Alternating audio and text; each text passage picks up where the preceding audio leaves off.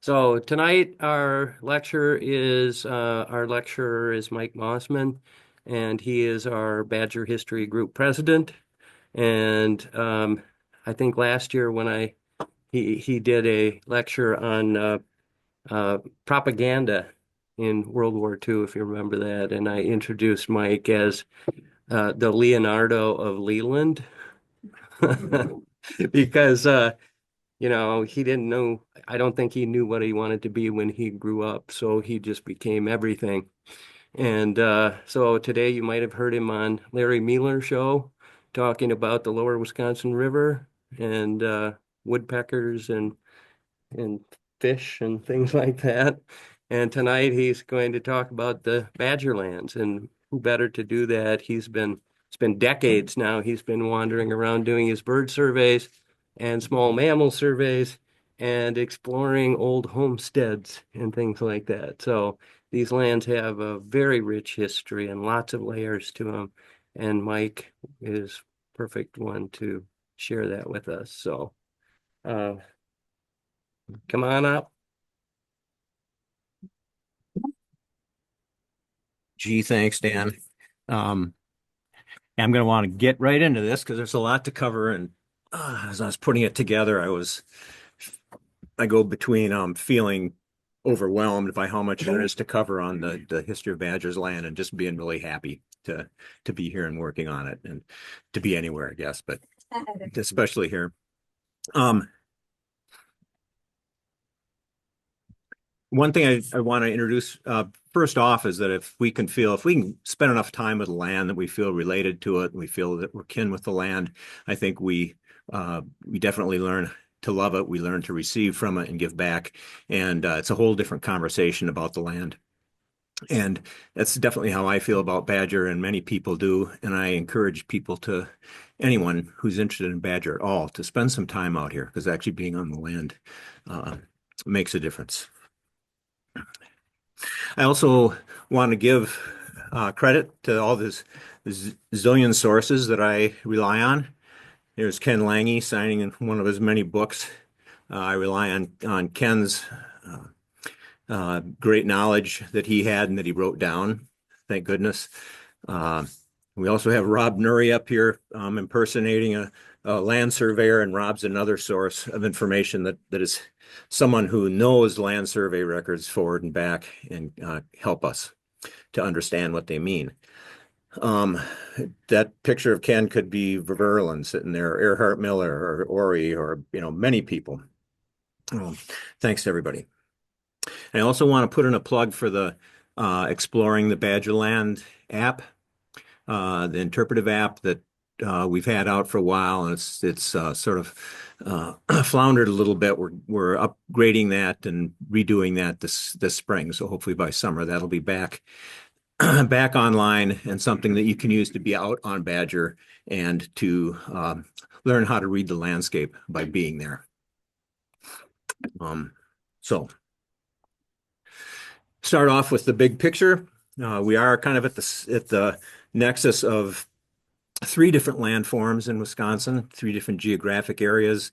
The coulee and ridges area, the driftless area, as we call it, the wooded part is in orange here. And the Central Sand Plains, which sort of starts on the north edge of the Baraboo Hills and just north of Baraboo and extends north into is what we know as the Sand Counties, the whole glacial Lake Wisconsin bed. And then to the east of that are the Central Sand Hills, which were glaciated, but also affected by lake sediments and a lot of terminal moraine, and those sort of glacial features are there. And we're kind of at the center, between the Central Sand Hills and the coulee and ridges, driftless and non-driftless. Here we are, the geology of Baraboo Hills by Robert Dott and Dale L. And the red is the rough outline of Badger. You can see the pink here is quartzite. So that's 1.6 billion years ago. Fantastic history. People have come from all over the world, really, to study the geology of the Baraboo Hills, partly because of that quartzite, an ancient rock that started out as a bed of sand and eventually was compressed and heated and uplifted into a huge mountain range, which wore down, and now we have just this root of it here and a few other places in the Midwest, but this is the main part of it that's still left and exposed. So Badger goes just up to the south edge of that quartzite, as you can see. The features on here, the bluffs, which are the green, the kind of olive green, orange, and the blue, are sediments from the Cambrian, Ordovician, Silurian period, mostly sands that were laid down on top of the quartzite. The quartzite was, for a while in its history, let's say 500 million years ago, a ring of islands in a sea. And along that sea, sediments were being laid down. Sand was being laid down at the bottom of that. Eventually, it covered the Baraboo Hills and completely covered the Baraboo Hills with sand, lime, and then sandstone and limestone, which it became. For a period of time, about 500 million years, that was worn down with erosion until the Baraboo Hills were exposed again, the quartzite. But not all that was worn down, and all the hills that we know in the driftless area to the west of here are of that time period, the remnants of that huge seabed. Interesting, when you get right along the Baraboo Hills, you have this beach line, right? Because that did occur as the sediments were being laid down, the sea was rising before it covered the Baraboo Hills, and you find some really interesting features there, which I'll show you in a little bit. The conglomerate that we know, or the pudding stone, that's real typical of places like Parfy's Glen. These little rocks, pieces of quartzite that fell off the island into the sandy beach and were rolled around, got rounded, and eventually became encased in the sandstone. Very beautiful. And we have some of that here on Badger. There's more of a close-up. Again, the purple is the quartzite. The yellow with the little pieces of rock in it is basically what we're talking about for that conglomerate, the old beach sediments. The gray is a terminal moraine, so that's the next part of the geological history. Was sometime around 17,000 years ago, the glacier, Wisconsin Glacier, approached from the east, came this far to what you see is the left edge of this gray area, deposited lots of material that had worn off the land. And again, the glacier is a conveyor belt. It's always growing. It just stops here because it's melting at the same rate that it's growing. So it's dumping stuff while it's stationary here. It's moving back and forth. But when it finally retreats, it leaves this big mound at the farthest advance. And this is what plugged up when it left, the moraine that was left at the end, at the edge of the advance, plugged up both ends of the Devil's Lake Gorge, formed Devil's Lake. And here left a low ridge that you can all see. Everyone sees it when you first go in through the gate. You look down that road and you see this about a mile down. You see this little rise at the end, and that rise, you can follow it all the way to the right. And you can follow it to the left. And if you actually to walk it, you'd follow it up over the top of the Baraboo Hills, the Devil's Nose, where you can see it goes on this map, and down to the lake. Out in front of it, to the left of it. What's that? Pointing at it. Do you have a cursor you can use? Do I have anything? No. I can point it at my screen. Okay. Try not to trip on anything. So, terminal moraine, and here's the outwash plain, all this white. And this is that flat area. This is what we're sitting on now. And this is all sediment that was washed out. And I'll show some pictures of what that looks like in active glaciers now. Flat. So we have really, three main landforms on Badger: the outwash plain, the terminal moraine, which is hilly sediments from the glacier, and the Baraboo Hills. And then just outside of Badger, you have this fourth landform, which is the bluffs that we know of in the driftless area.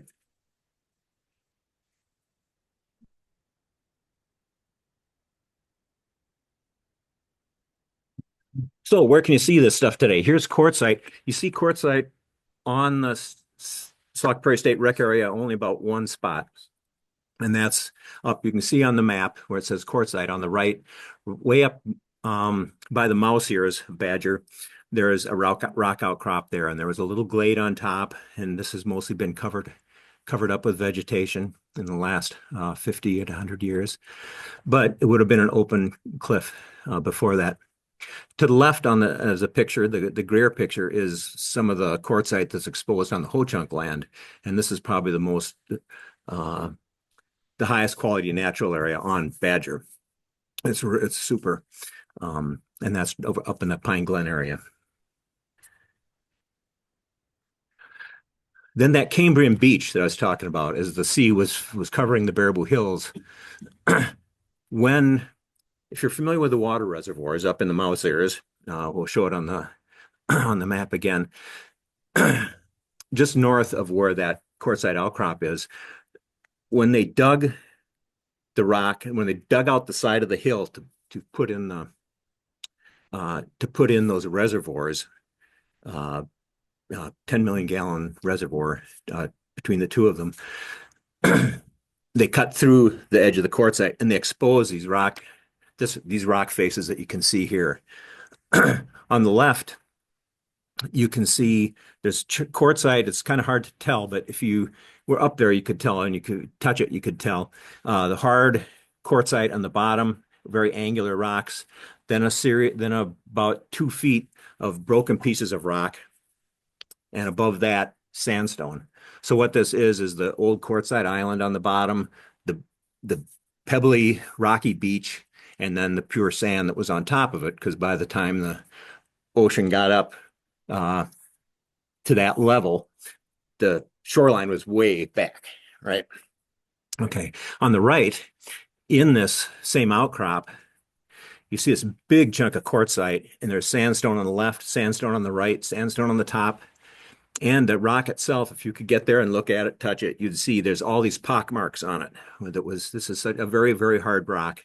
And so these were pock marks from some of these rocks being knocked against it in the surf of that beach 500 million years ago. Very cool. And this is one of the best places to see this in the whole Baraboo Hills, the pock marks. As we get into the more recent geology, then up in the left is sort of a diagram that would work for what's now Badger, with the ice sheet coming from the east, the outwash plain extending out, and the outwash plain would be braided. It'd be a lot of water in there because you know that it's always dumping water at the edge of the glacier, and it's bringing with it sand, gravel, silt, and depositing it in these different patterns. And that is going on for hundreds and hundreds of years. Where can you see this? Well, you could see it when they dug the new foundation for the S-curve. And if you went, there was about a 20-foot ditch there for a while, very sharp. And you could see these layers. You can see the layer of gravel on top, layer of sand, layer of gravel, sand, gravel, and layer of sand on the bottom where you can tell the water was running from right to left. And all these rocks are rounded. They're all rounded pebbles. So this is because they've been washed by the ground by the glacier and washed by water. And these are rocks that are coming from all over northeastern Wisconsin and Canada that the glacier brought here. One rock that I love, it's still in place, is on the Ho-Chunk land on the outwash plain in the area that they just plowed for corn a couple years ago. And this is a chunk of quartzite. You can see how far it is from the Baraboo Hills in the distance here. It was washed down by the outwash waters, and was just deposited here. But you can see on the right, this is what those compression fractures look like, where it's been. This might have been one of the rocks that was knocking against that piece that we saw, or against some other piece that's still in place but buried. And so this was a piece that was part of the quartzite, laid down as sand 1.6 billion years ago. It was just a rock embedded in the quartzite for a long time. 500 million years ago, the sea came up, this came loose, landed in the surf, knocked about probably pretty violently. Eventually got embedded in the sandstone. The sandstone eroded. It became exposed. The glacier came along, picked it up, or the waters of the outwash of the glacier caught it and brought it down to here. So quite a story. I hope to have this one for a museum, but belongs to Ho-Chunk. So it belongs to all of us, and we'll anyway, it's in place now and getting knocked around by a cultivator every once in a while. Also, what the glacier left when it receded, it plugged up drainages and so on and left these little kettle ponds, like where a big chunk of ice would have been in the sediment, maybe buried in the sediment after the glacier left, and then eventually melted, causes depression, and came down. It was the groundwater level came up that high at some point, and these formed these little kettle ponds. They're great. There's several. I don't have a map of where they are, but there's a lot of them. Well, not a lot of them. There's about 4 down in the southern part of Badger, down in what we call the magazine pasture, Stedman Farm. One of the southernmost trail that you can drive will take you down to some of these. Go out in the spring. You can listen to the frogs singing in them. And there's Lisa and Angus studying salamanders there. They're great. They're great places for amphibians. So when the first public land office surveyors came through in 1833 and continued surveying and dividing up the land, setting it up for the huge change in its history. This is a map that one of the, well, actually 2 different surveyors produced. It's a composite from 3 different surveys. And you can see the outline of Badger, so you can see that outwash plain was all the Sauk Prairie. The stuff to the right of it, anything in here that's not that's that's in Badger and to the east of it, that's not marked at all as savanna. It's oak savanna. It's all glaciated. Had some heavy or some some drier soils, some sandier soils, a lot of topography, a lot of variety, and including wetlands and so on. And then up to the north, that would have been all oak woodland. But you can see right at the bottom, on top of that white square, where that's still right within where the mouse ears are of the Badger, excuse me, of the Badger outline. You probably can't see it, but it says bur oak openings. So bur oak savanna, they're saying, is you got prairie down here, then you've got savanna, and there's actually a line that you can't see on this map where that stops to the north, and that would have been oak woodland. All of it would have been maintained by fire, even the oak woodland. Well, when several people have put these records together and made maps like this. Ken Lange is responsible for this one, looking through all the surveyors' records and understanding what they meant with the terms they used and how they walked the the landscape.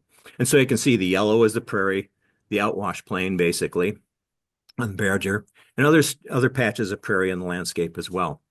The stippling is the oak savanna, and the unstippled red is savanna and woodland, almost all oak. The green up by Devil's Lake includes some pine woods, but it's still here. And this is what the artist's conception, Victor Bachton's conception of what the prairie looked like, looking north to the woodland on the Baraboo Hills. And Victor did not draw the savanna, but plenty of early settlers did. Hayfler down here at the bottom drew this in nearby Dane County. And you can see the extent of oak savanna in the upper left, just at the time of European settlement. And an example of oak savanna up on the right, not from Badger, but scattered oak trees with prairie grasses and forbs, flowers in between. A lot of birds left uh, as soon as this landscape was changed very very quickly within a couple decades. The prairies were plowed, the savannas were grubbed out, and if they weren't grubbed out, the absence of fire allowed them to grow up. And things like the long, we'll go from the top and go clockwise here. The long-billed curlew, bird of the prairie sod. You can see how it would could probe the prairie sod with that bill. Swallow-tailed kite, nesting in the savannas. Sharp-tailed grouse, which would have lived in the shrubbier parts of the prairie and savanna. Prairie chicken in the more open prairie, and the passenger pigeon. The only one of these that actually went extinct, and that would have been abundant here, flying and probably nesting in actually some of the oaks that still exist here. Went extinct in the early 1900s. So where to go to see these things now? There's only one tract of prairie, and I see that the star got left off my map. I don't know who did that, but down at the bottom, there's supposed to be a star right in the bottom central of a red star, an orange star that is for the hillside prairie. And many people have worked on trying to keep that hillside prairie open. That's the only real remnant of in Badger. And it was kept as a prairie basically because it was too steep to plow. It was certainly grazed, but still the prairie survived. And with the help of many volunteers, they keep the brush off of it. Spy number 21. Is that there's a 21, the P and 170 or 17S right there.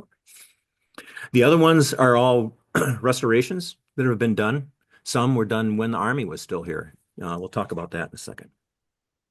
Some were just started. The one right north of here, this second star down along Highway 12, is the little prairie that the Ho-Chunk has planted where the big parking lot used to be. So we'll see what happens there. It'll be a xeric prairie. And here's this oak savanna. Most of the oaks are gone, but there's a few remnants. Many times they're covered with other vegetation that's come in. And all these red stars are some of the better examples. Dan Halling, who introduced me, has been very active at finding all these old oak trees. Some of them are pre-settlement, some of them probably originated during the days of early settlement. And here's an example of one of them. And Dan and a lot of people have been working to clear these out so that they can survive. You can see that branch falling down on the left. That's what happens when these trees, oak trees, get covered with other saplings that come in, grow up through them, shade out the lower limbs die, and it kind of starts the death of the tree. So the sooner we can get those opened up, the better. Part of our heritage. And you can see all of them on here. All these savanna oaks are all on the moraine area. They're not out in the outwash plain. It was pretty open prairie. Let us not forget our friends, the indigenous people, including the Ho-Chunk, who have deep roots here, that they were here during, from the time of the glacier when it was receding. We know that both from Ho-Chunk knowledge and from rock shelter over near Leland that shows human habitation about 12,000 years ago at the time the glacier was still here receding.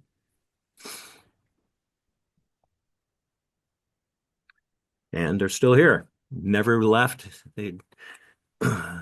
The army and the militias tried to get them to leave, and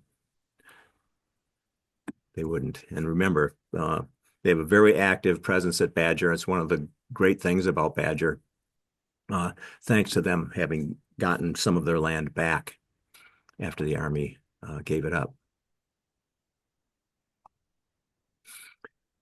We can argue about what the influence was of Native Americans and on the landscape. We know that one real important effect was fire. And we can still argue about how many of the fires were started by indigenous people, how many were started by lightning, and how far they went once one was started. But we know that they were fire was a part of the Ho-Chunk history and probably the Sauk history too when they were here. And it affected the land. The savanna, the prairie would not have existed without fire, as we know today. You leave it unburned and pretty soon it's before you know it, it's shrubs and pretty soon it's trees. Oops. When the first plat maps were started, and this is by our old friend William Canfield, surveyor, pioneer, naturalist, and storyteller. As Badger was starting to get settled, you can still see the stippling here, showing what the extent of the prairie was, and that was the the outwash plain. This is looking up from the foot of the Baraboo Hills, and you can see all these quartzite boulders from the hills here, looking down toward the Pioneer Cemetery, looking south. You can just sort of see in the very distance Ferry Bluff on the right, and in front of that, one of the closer bluffs. Pioneer Cemetery, the trees have already been growing there. They've been planted and to decorate that cemetery in the front. These people are on their way to the Bass family. Apparently, they labeled it Pine Hollow. It's not quite where this is, but pretty close. But I think that's where they were going, where early settlers used to go to Pine Hollow, which now called Pine Glen, formerly called Hoover's Hollow, a very popular picnic place, and now on the Ho-Chunk land. You can go out and find this place, though. It's not too hard to find. You can stand in the same spot, look out. The land was farmed, but it was farmed in a different way, as we all know from today. A lot of handwork, a lot of grass on the landscape, not a lot of bare soil as we have today. And if you look at the land cover by the 1930s, there is a survey done called the Bordner Survey in the mid-30s over all of Wisconsin, looking at land use and mapping it out. And you can see, looking down here, don't pay attention to anything outside the purple line, which is Badger. But from this aerial photo, basically the Bordner Survey didn't map anything different than ag land, except for where it's green and orange, which are pastures. And then up on the top in the mouse ears, there's some woods. And of course, there's woods to the north, but it's not redone for this figure. All the blue dots, and there's about 80, are active homes. And I don't know if you can see also there's a couple schools, the yellow dots. Red is the two cemeteries, Pioneer in the north and the Tilkey Cemetery down in the south central part. Town hall, and we know that these houses are vacant because are used because they actually plotted the one vacant house special.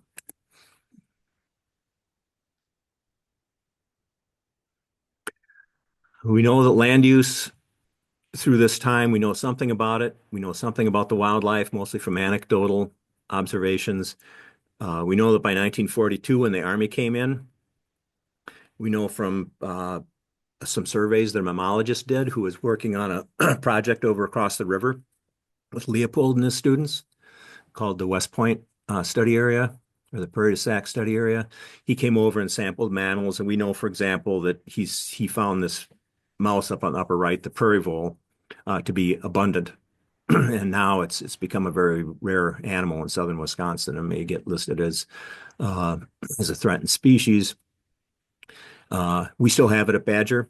It's hard to find, but it's still here.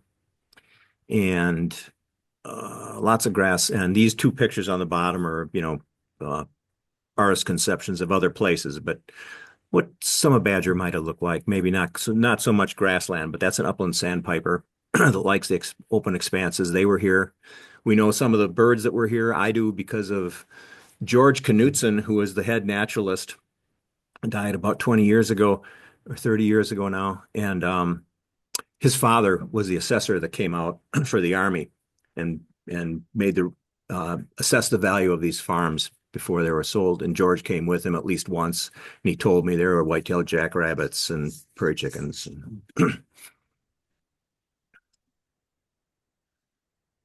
Lots of farmsteads here. What's left? What can we see of this today? Well, if you just have to get out and look. Some of these, and the app uh, helps direct you to some of these. But exploring Badger, going to the old farmsteads, which you can find, you can locate them from the old maps. This is the pump, hand pump at the Erickson home. There's some other things there, especially some flowers. But you can see the invasive shrubs coming in. This is the Henry farmstead. And this one now looks like the other one. This was photo was taken 20 years ago before the shrub invasion had taken it over. Now you can hardly find anything. You have to kind of almost crawl to get out to it. But there's a horseshoe in here. There's also in that little step up on which led to where the house was. There's a baby's footprint. And that baby's footprint, we interviewed that guy. He was in his 60s, and it's in the video that we have that Dave Erickson helped us do, or Dave Erickson did. We helped him do it, called Powder to the People. They had a family reunion at this site as well, and it was very important to them. They actually, the brothers, especially with the younger brother, after they were expelled from Badger in 42, came back, and he snuck into Badger several times just to get back to the homestead.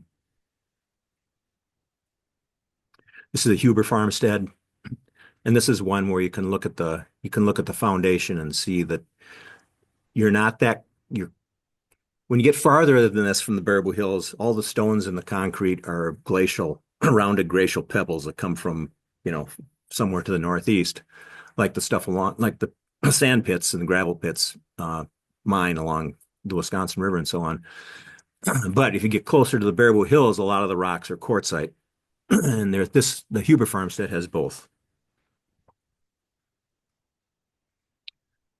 Oh, this is a sad one. This was the sidewalk that goes nowhere. Again, this one you can't even see the sidewalk anymore because of the shrub growth. But it was a very important family at Badger, and there we have thanks to the photographs that the Army took before they took over the land. We have pictures of what the farmstead looked like here, and you can go out and find the foundations of it. And this is, what's her name? Burkhart. And the son of this family was very adamant when Badger was finally being given back to whomever, we didn't know who, after the Army gave it up. He wanted so much to get his land back. And it's illegal, turns out, to sell the land back to or give it back or give them preference, give farmers preference, because the Army had too many occasions when people got it and then sold it. There's other remnants of these farmsteads you'll find. You just have to explore. This is out on the Outwash Plain, out near Highway 12. That's a workhorse shoe, right near a former farmstead. You'll find little beds of flowers, the irises, especially the irises that are out here at the Farmers Memorial, are the typical Badger variety. And the cemeteries, 2 cemeteries. Here we've got a Gatwinkle and a Waffenschmidt. Can't get much more Badger than that. This is from the Pioneer Cemetery, which the Army kept up for all those years that it had the property. So if you want to find the remnants of that farm community, come to Badger, talk to Verlin and Ori, look through the records, go through some of Earhart Miller's books. And on the land, you can go out to these. This is the plat map of the Badger farm community, what the Army recorded as they came in. And down on the right, it says the land remembers the footprints of the past, and this was a memorial to the farm families, done primarily by the Kerner family who were displaced here. And the little note on the left is, kind of explains how quickly this all happened. And then badger started to get built. Farms were torn down. The land was changed. You can see Badger Village being built in the foreground where the Citgo station is now. There's one farm you can see right along the road, kind of on the left part of that square. And that is still there. That's the remaining Badger home. So you can go look at it if you want. Look at it when you go by, but it was used as an office and they didn't need to tear it down. The Badger Village eventually expanded to the south, which is to the right here. As you can see from this is up in the northeastern part of Badger.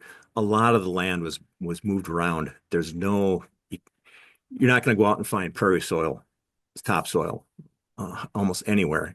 Of course, it was all cultivated. A lot of it was cultivated, and then these are like there's anthills were everywhere, and you can still see farmsteads in this picture.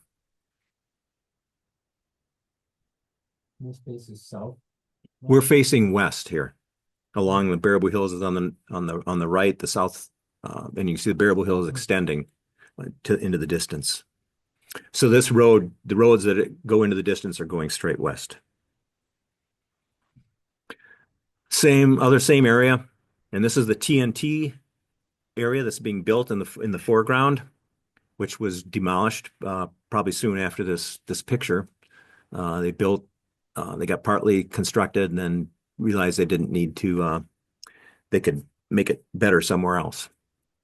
And in the back, you'll see some long buildings. That's the oleum plant, and that one building is still there where the dairy forage stores hay now. Up to the left, you can see on the edge of the going up the hill, looks like a quarry up there, and that's the water reservoir, the rock that has been removed to make those reservoirs. And you can see Devil's Lake over the top of the South Bluff. Same sort of picture. Today, this is all that TNT area is completely covered in shrubs and saplings. This was 20 years ago. Now it's completely wooded. There's no sun shining on these, but it's interesting. Just go in there. There's another part of that TNT area. You can go in and find this stuff, and you can look at the original maps if you really want to get into detail and see what the buildings were. I love being around these places. Some of the buildings that still stand, there's almost none. But if you can get into the dairy forage, they use some of these old magazine areas that were used for storing the finished powder, and they're not too safe to walk around in. But the dairy forage has kept a few of them up. You can go down and at least see them. What's that? You have to get in with permission. Yes, yeah, it's permission only. And little things like fire hydrants are out on the landscape here and there. You can see old railroad grades. Studying the birds and mammals, I find that, for example, these old railroad grades is where the prairie deer mice, like their territories, tend to be centered on those. Grasshopper sparrows, which like sparse vegetation, their territories center on those. So there's still an effect of those structures and what the Army did out here. And there was lots and lots of narrow gauge railroad grades and lots of roads. And despite how much we've tried to obliterate all that, it's still there. And I think that's okay. A lot of badger was grazed.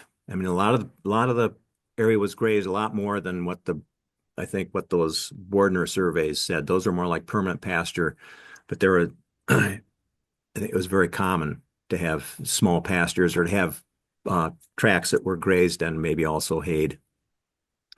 This is down at Dairy Forage if you want to see what birds and animals and the feeling of being among the pastured landscape of Badger, get permission to go down and hang out with the cows.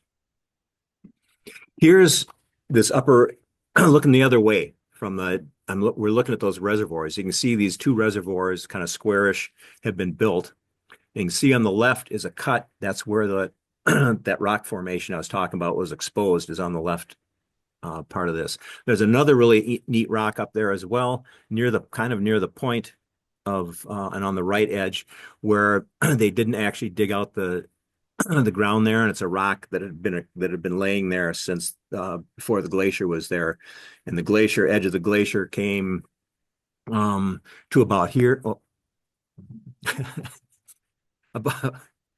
about where you see that white building on the right, came about that far, um, and the wind coming off that glacier carrying silt scoured that quartzite. This was super hard rock. And you can still see that. I don't have a picture of it. I couldn't find one. I have them, but so, and then all these beds of crushed rock that they pulled out to make these reservoirs, basically their water towers, are still there, all covered with trees. But if you try to walk up and down there, you'll know it's all kind of real small talus. The other thing that's odd here is that, this is the perimeter road on the left. And everything to the left of that, not that big field in the distance there, but everything else closer by is all woods now. And people think of that as just this South Bluff forest, as ancient forest. Well, we'll see some other pictures that show that a lot of it's only, only 80 years old. Here we go. Let's see. Here's Highway 12. Going up on the left. You can see, everybody knows that first curve as you go up. And then down on the right is you can see the old road is still, this is a 1937 aerial. You can still see where the old road used to go up through that hollow there where Highway 12 goes now, called Jameson Hollow. And on the right, you see another road coming through. That's Burma Road. That used to be the East Sauk Road. The Highway 12 is the West Sauk Road. And about where it comes down and makes that sort of almost a hairpin turn right below that white spot on the Burma Road. That white spot that was planted to pine trees. If anybody knows Pine Glen, which is that kind of dark spot to the left of that road, to the left of Burma Road, the white is right in between there. That's all 70-foot pine trees now. And that was a field in 37. It was still a field in 49 after the Army had it. If you go down into Pine Glen and look around, you'll find rolls of barbed wire and old mailboxes and pieces of all kinds of junk that farmers tossed over the edge.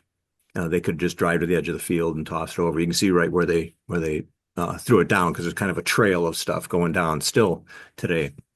I found the Floyd Bass mailbox down there once. You could only see it if you turned it a certain way, and I gave it to the family, and they were overjoyed. They weren't embarrassed at all. But all these, square things, it's this square on the left here, north of the fields, and just to the right of Highway 12, that rectangle there, that's the 300 acres that Fleming just sold. That woods. And it's woods, and it's still some pasture now, but it moves fast. And there's a really important rock outcrop and glade in there, which you can kind of see on the right edge of it if you get close enough. Otherwise, full of invasives. There's the 49 aerial photos. You can see badger. You can go back to here. Farmland in 37, badger in 49, and you can see a lot of the same landmarks. The woods are starting, the fields on the Baraboo Hills are starting to fill in. Those would have been cleared. They would have been scattered oak trees, so they wouldn't have been clear probably prior to European settlement. But they were opened up, and there were little prairie remnants up in the middle of the woods up there that we've gone up, and DNR has looked for them in recent years. Ken Lange found them in the 70s, 80s, but they're gone now.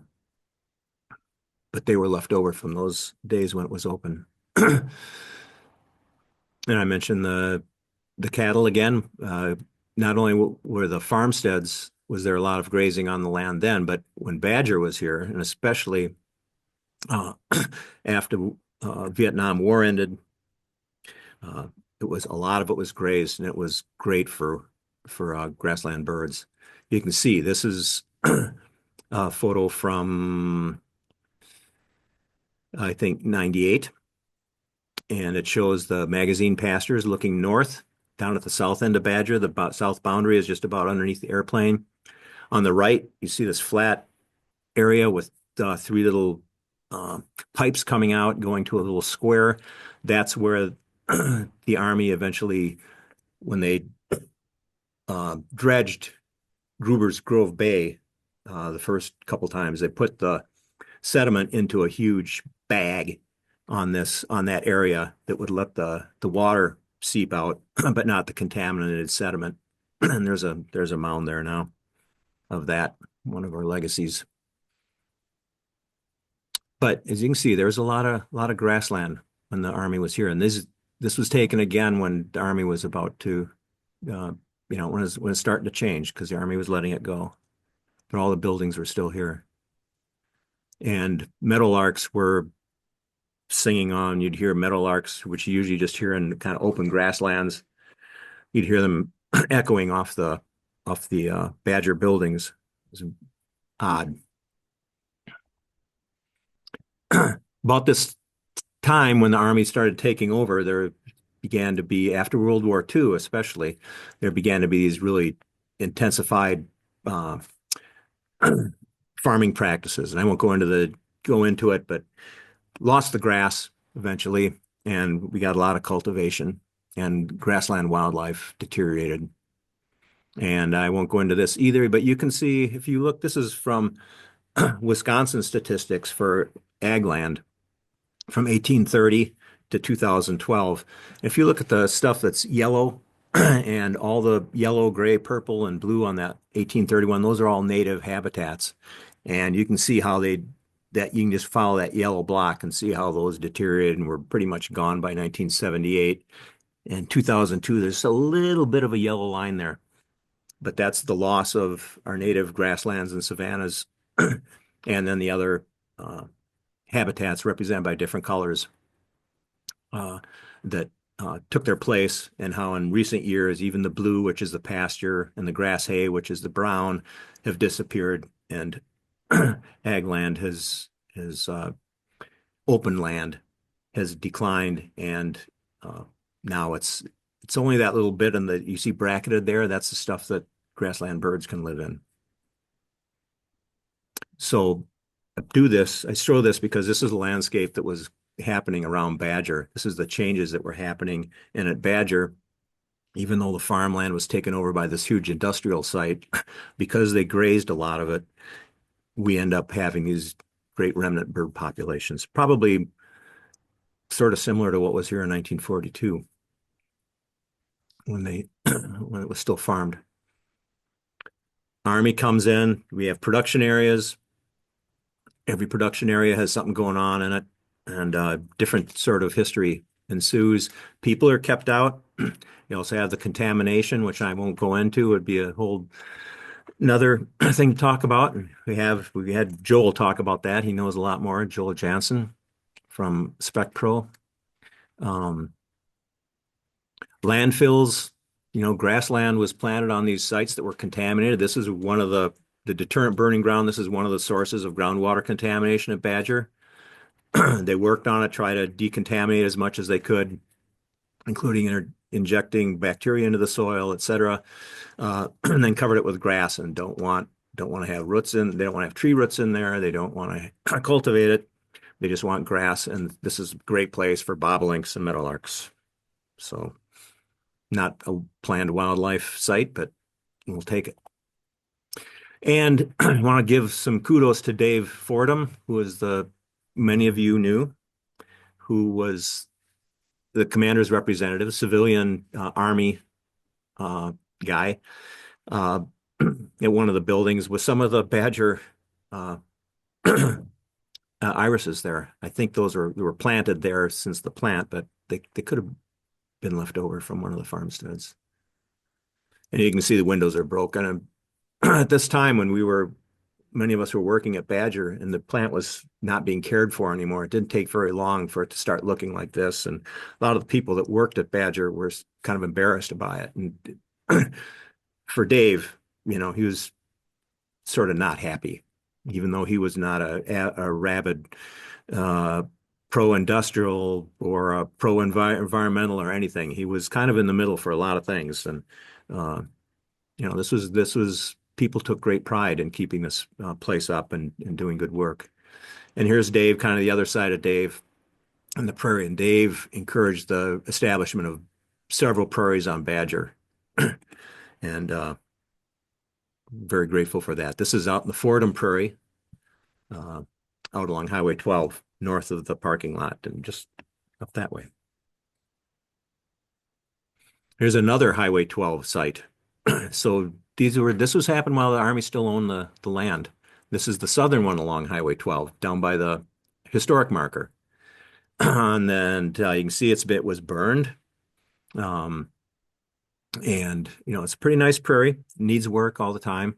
And up on the upper right is Charlie Luthen and Bob Speaker. Bob was one of the land managers and resource managers for Badger, and he worked with Charlie to work on planning a lot of this stuff and planning a kind of a conservation area in the northeastern part of the plant. Back, right when before and right after the plant was determined to be closed, it would be closed. And Donald Kinchy, you can't forget him, talking to teachers on the left about prairie grasses. Don took that prairie under his wing, and you can see him on the right. Anybody that drove past that place during the 1980s and 90s and 2000s probably saw Donald out there pulling weeds in his wide-brimmed hat. These are Sauk Prairie teachers. During this time, the Army also planted conservation plantings, pine plantations, spruce plantations, shrub hedges for wildlife, and those included autumn olive and all the things that are the bane of wildlife at this point.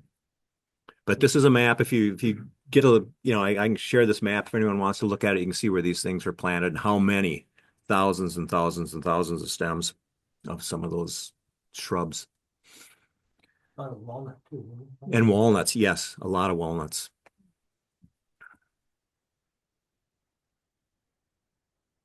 Pine plantations, kind of what a lot of them look like. This one was one of the ones that was cut recently. White and red pines and an understory of buckthorn and honeysuckle. One of the spruce plantations, this is on the Ho-Chunk land, that was completely slicked off at the same time in recent years. And that's all grassland now. You can hardly tell that there was a spruce plantation there. And where do we find remnants of this history of the buildings and of what Badger was like? I've been counting birds since '98, and in 2017, I just made this graph after the buildings were all gone, showing the decline of species that really depended on human activity, human structures. You can see it's declined by a third, and most of those are almost half of them are house wrens, which took to the shrub growth that returned.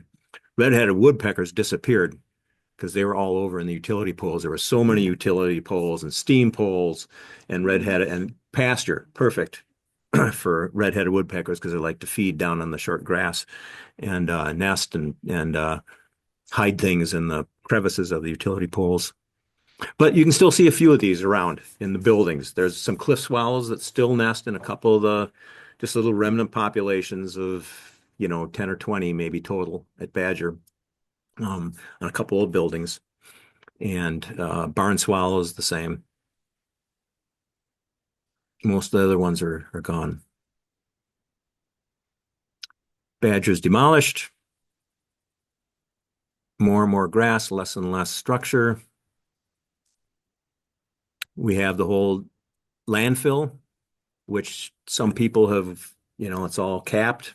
It was all capped from stuff from places on the north edge of Badger where you had these heavier clayish soils coming down from the Baraboo Hills. And those were that was used to cap and line this, and those things are now kind of, some of them are sort of wetlands, at least temporary. But there was a plan by the DNR early on. People thought we should plant trees all around this to hide it, and I think eventually everyone realized, that's Badger there. That's all this structure. It's there, and it's something to remember, not something to hide. Plus, you don't want to. We got enough trees here. Put some oak trees around it, maybe. But so this was a lot of the Badger landscape. It had a few shrubs. It had grazing. It had a little bit of ag, and all these odd buildings like the ones you see here. When the grazing stopped and during deconstruction, the shrub growth just took off. This is Ken Lange looking at a site that was an oak savanna site. It's probably our best oak savanna site by the Eschenbach farm. It must have been a great place to live around these ancient spreading oaks and a kettle pond, and now it's a lot of it looks like this. And here you can see it happening on the Burma Road, the open ground bur oak being taken over by exotics and some native saplings. That without work, that tree is a goner. So just in summary here, Badger through time since the plant closed, you can see these are just images from 1998. And I show that little transformer, or that transformer station there. You can't really see it very well, but it's full of bushes. And because it's not grazed, you can see the rest of it's all grazed. And that was a good indication of what was going to happen once the grazing stopped. By 2012, there's a lot of disturbed soil, a lot of weeds. A lot of the land had not returned to grasses, but it since has. There's a little limited prairie restoration going on. The cropland was still happening down at Dairy Forage. Infrastructure removed, including these, you can see the woodpecker hole and so on, in these old utility poles. Those eventually either rotted or came down. And shrub invasion was the main, was in addition to the buildings being removed, shrub invasion was the next phase.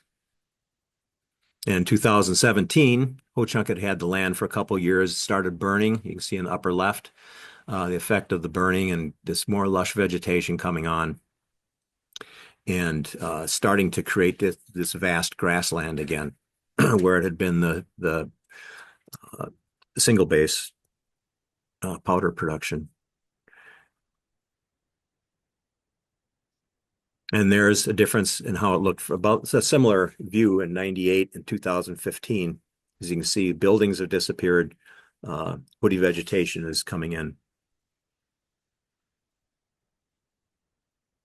And the magazine area also, how much it came in during that time period.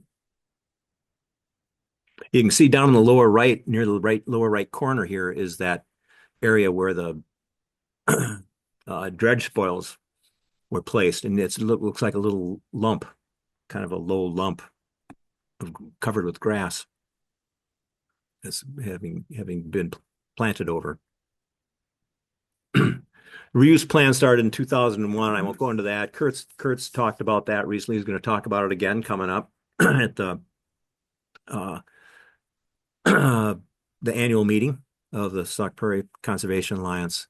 But this really helped set the future of Badger, and it was a big influence on what the land looks like now. Land was divided. Everyone had their agenda. We have a different story on the Ho-Chunk, who are using money from the lease that they get from the rocket research site up on the north end of the plant that was here when the Army was here as well. They can use that money for management, land management. They don't have a lot of bosses to respond to, like the DNR does. Many we have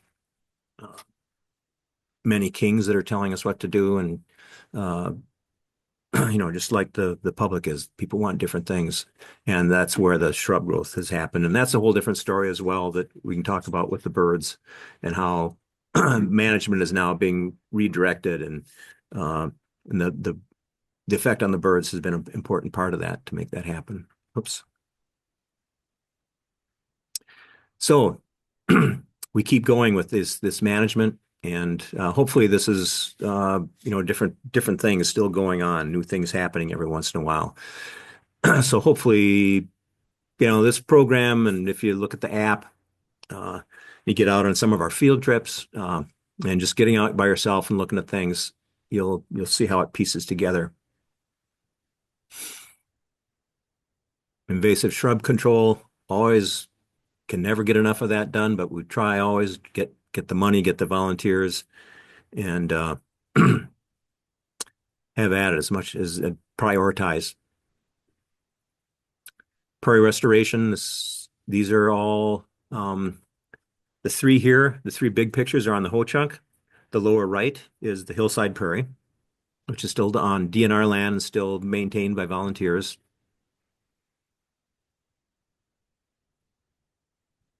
And Ho-Chunk has reintroduced fire in a big way. It was really, Kurt and I were out there in 2015 right after the Ho-Chunk had gotten the land, and we were up on the moraine and saw the fire going across the prairie, and it was a very moving sight.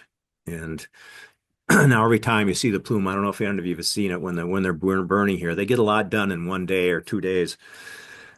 They got nice ready-made fire breaks. They don't have any structures to worry about burning. So they can get a lot done.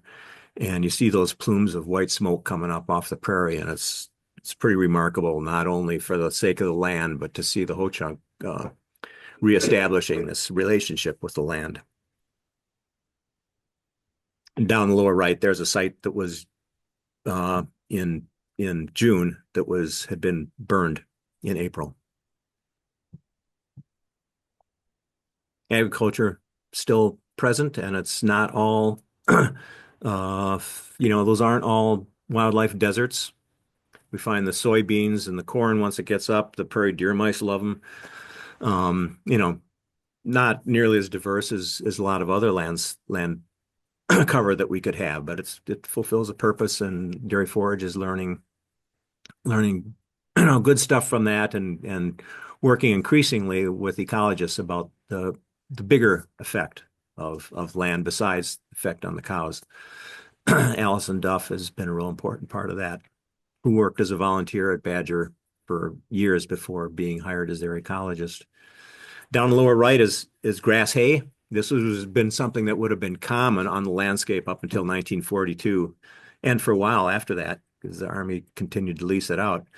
But this is hay that actually, in this case, on the Ho-Chunk land, is not mowed till August 15th. And the grassland bird communities in these hay fields are remarkable for these species that have declined so much.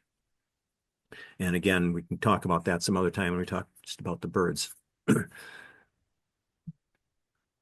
Tree harvest is something going on that, they did that one big cut and a few years ago, and you can see that circled area is not too far from the Great Sauk Trail. Maybe some of you noticed when that happened. That's the one that I show on the lower left here with all the honeysuckle and buckthorn underneath. That one's gone. Now, if we can just burn it, the one issue that's still ongoing now is that when the DNR burned about 4 years ago now, 5, I don't know, it burned the settling pond area, which is another fascinating geological site. The old drainage way of glacial Lake Merrimack, but turned into a settling pond area for the effluent coming from Badger throughout its history. And a lot of contaminants settled there, including some that are pretty nasty and actually nitroglycerin and some things that burn pretty good. So when that was burned and the brown smoke started coming up out of the ground, it was pretty frightening. and they went to a ban on burning on all the badgers. So we're trying to work on changing that and have an intelligent and careful assessment of sites that can be burned and get the fire back on the DNR land. And we're going to be, you'll be seeing some changes right along the Great Sauk Trail. If you know where the mural is, the Ho-Chunk mural, right on the other side, the exotics are super thick, and those will be removed by summer. So if you like the Sauk Trail, hopefully this year or next year when you bike down there in the summer, you're gonna the bobolinks and meadowlarks won't just be over on the Ho-Chunk land; they'll be flying over the Sauk Trail. And I don't know, where did I go? I went back somehow. There it is. There's those birds. Okay, so I kept you here pretty long, and we could talk about lots of other things, but I really want to encourage you to get out and explore and get close to this place because it's full of lessons and magic. Any questions?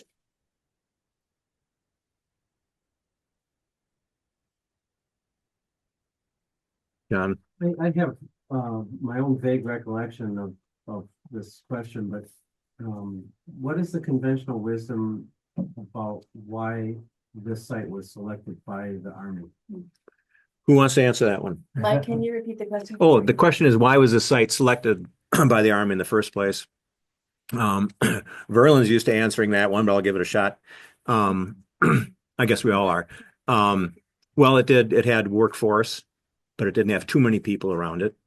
It had railroads, 2 railroads, which were used, and better to have 2 than 1 in case something happens. It had the bluff on the north side where you could put the water and also protection to some extent, and buffer, right? And you had the Wisconsin River that you could draw millions of gallons out of every day and dump it back in downstream when you're done with it.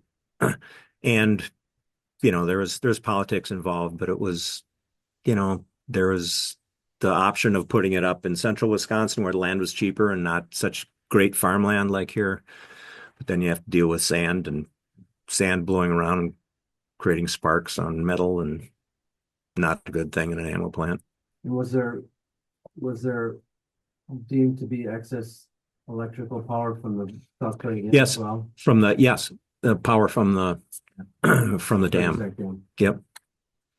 Yeah, in fact, there's funny stories and interesting stories of the farm families here when the electric power came in after the dam went in the teens, in the 1917 or so, and how it was distributed, because there wasn't a power company that was distributing the power. You kind of they might get it out here, but you had to hook it up to your house and you had to do all the work, and people learned about electricity and being shocked and that sort of thing. There's plenty of stories about that, being blown off ladders and things. Yes. But the bird numbers that you showed a decline as the badger ammo went away. Oh. It seems counterintuitive. Yes. And I don't understand that. I mean, so is it going back up again, or? But the grassland birds are actually those. I think the only graph I showed was the habitat. I think did I show bird numbers? Show bird numbers declining as the plant went away, and so even though it seems counterintuitive, like get the people out, get the stuff out, more birds, but what you're saying is that because they weren't grazing, then we lost those. Yes, some birds. Yes, some birds disappeared with the grazing. There's upland sandpiper and western meadowlark both disappeared completely, and because the grazing wasn't happening. happening. And then they also were starting to churn things up, doing the deconstruction and so on. And so some things have gone up. A lot of grassland birds now have gone, some went up a little bit right after the plant was taken down, but then the shrub invasion for the grassland species, shrub invasion is just, in fact, we have if I could show that in a different presentation, it's really clear how the grassland bird numbers have declined due to the shrub invasion on the DNR land. You can watch the distribution of them disappearing from that, and while they're increasing on the Ho-Chunk land as they're managing it. But overall the numbers are going down because the Ho-Chunk land's already full of as many birds as it can take. And whenever they manage the land, like if they want to create a new prairie, they have to plow it up and put corn, on 100 acres or 150 acres for 3 years to get the to get all the sod out before they plant the prairie, because they don't want the European grasses and the weeds to come back. So those 3 years, and then another year of soybeans. For those 4 years, there's no grassland bird habitat on those things. Maybe the first year there is a little bit, but so it doesn't give them the room. We just have whittled it down to just that. It's still 1,000 acres seems like a lot, but it's a lot of birds are still declining even on the Ho-Chunk land, I think, because they can't keep their numbers up because it's not big enough. But we're going to change that. DNR is going to help do that. Yes. I was just trying to understand, so like who, there's this area that's Ho-Chunk owned, and then who owns the rest of the land? Is it divided through multiple? Yeah, I kind of just breezed over that because I've Can you repeat the question, please? So the question is who does own the land, and where are those I'll just go, I don't know how to get back to the beginning of this. The northwestern part is a Ho-Chunk land, 1,500 acres. Most of it, about half of it really, is DNR, the eastern part, the northeast, and the central part. And the southern part is got a Dairy Forage Research Center and DNR, both.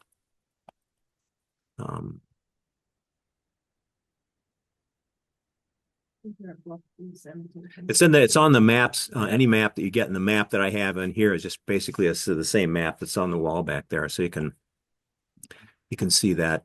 In that brochure box, Yeah. you can grab the Badger Lands map. And By the time I get there, everybody will be gone. Here, it's coming. Oh, there it is on the right. Whoops. There.